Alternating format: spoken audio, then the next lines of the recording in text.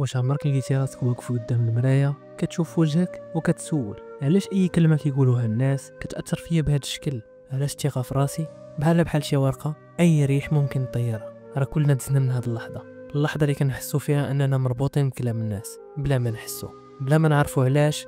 ولكن شكون اللي عطى للناس هذه السلطه علينا؟ علاش كنخليو اي راي بسيط يتحكم في مزاجنا وحياتنا؟ الثقه في النفس ماشي شي حاجه كتجيب الوراثه ولا شي نعمه كيهبطها الله غير لبعض الناس. الثقه في راسك هي مهاره كتعلمها كتطورها بحال العضله، وكل واحد فينا كيحتاجها باش يواجه الحياه، باش يوقف قدام التحديات، باش ما يتهرس غير حين شي حد قال عليه راك ما قدرتيش. هاد الثقه كتخليك تواجه الفشل بلا ما تهرب، وتفرح بالنجاح بلا ما تحس بالذنب. ولكن الحقيقه هي ان العالم اللي كنعيشوا فيه واحد ضجيج كبير، كل واحد عنده رأي، كل واحد عنده نظرة، وكل واحد باغي يعطيك الدرس ديالو. شحال من مرة شي حد عطاك نصيحة ولكن في الحقيقة ماشي حيت كيبغيك، ولكن حيت كيخاف عليك. والأسوأ من هاد الشيء حيت كيبغي يشوفك في المستوى اللي كيريحو هو، ماشي المستوى اللي بغيتي انت.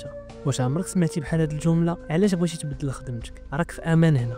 وعلاش بغيتي تبدا مشروعك؟ راه كلشي فاشل دابا. وعلاش كتفكر تهاجر؟ راه الناس راجعه للبلاد وانت باغي تخرج. واحد القصه بقات ليا في بالي، هي ديال واحد السيد من فاس سميتو حمزه. كان خدام في شركه صغيره ولكن كان ديما باغي يدير المشروع ديالو في المجال ديال القهوه. الناس اللي كيبيعوا القهوه في الزنقه ملي بدا كيهضر مع الناس جاوبوه بنفس الردود اللي سمعتوها. اكيد راه صعيب، راك غادي تخسر فلوسك، شوف غير فلان اللي دار بحالك وفشل. ولكن حمزه بالرغم من الخوف قرر يسمع غير لصوته.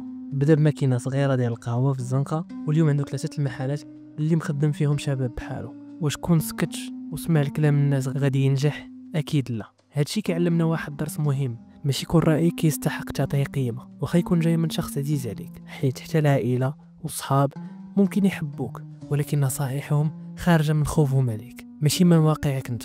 واش جربتي شي مره دير شي حاجه سمعتي غير صوتك ومن بعد فرحتي حين تبعتي احساسك؟ علاش صعيب علينا نعطيو لراسنا هاد الثقه اللي كنمنحوها بسهوله لكلام الناس الاخرين؟ التحفيز هنا عنده دور كبير. التحفيز هو الوقود اللي كيخليك تكمل وسط هاد الضجيج كامل، باش ما تضيعش في وسط الاصوات. كما كيقول المثل، اللي ما كيعرفكش ما كيقدركش، وانت خاصك تعرف قيمه راسك قبل ما يعرفها شي حد. شحال من واحد دار مستحيل غير حين شي كلمه سلبيه حاولت توقفه. ما يمكنش ننسى القصه ديال سعاد، بنت كانت كتكتب شي حاجه كتعجبها ولكن كل مره كتسمع شكون اللي غادي يقرا هادشي، راه غير مضيعه الوقت. ولكن هي امنت ان الكتابه هي اللي غادي تخرجها من الضيق اللي كانت فيه، واليوم عندها كتاب مطبوع كيتباع في المكتبات. ولكن شنو كون سمعت ليهم ووقفات؟ اش غيوقع؟ الحياه بحال البحر، اذا تبعتي كل موجه جايه من الناس عمرك ما غادي تعرف فين غادي توصل. وخاصك تسول راسك، علاش انا كنسمع لاي كلمه كتاثر فيا بهذه القوه؟ علاش كنسى ان الناس عندهم حياتهم، مشاكلهم، تخوفاتهم اللي كيصبوها عليا بلا ما يعرف حتى شنو اللي في قلبي؟ وهنا سؤال مهم، كيفاش نقدر نوقف هذا التاثير؟ اول خطوه هي انك تعرف صوتك، تعرف شكون انت بلا ما يزيدوا الناس ديكور فوق منك. ثاني حاجه تفرق بين النقد البناء والكلام الخاوي.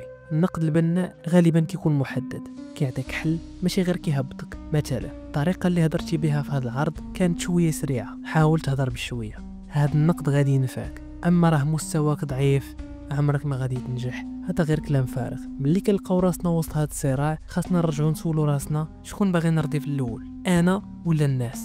علاش ما نعطيش نفس الطاقه اللي كنصرف على اسكات الناس باش نبني راسي؟ واش فعلا حياتنا قصيره باش نعيشوها على كانة الناس الاخرين؟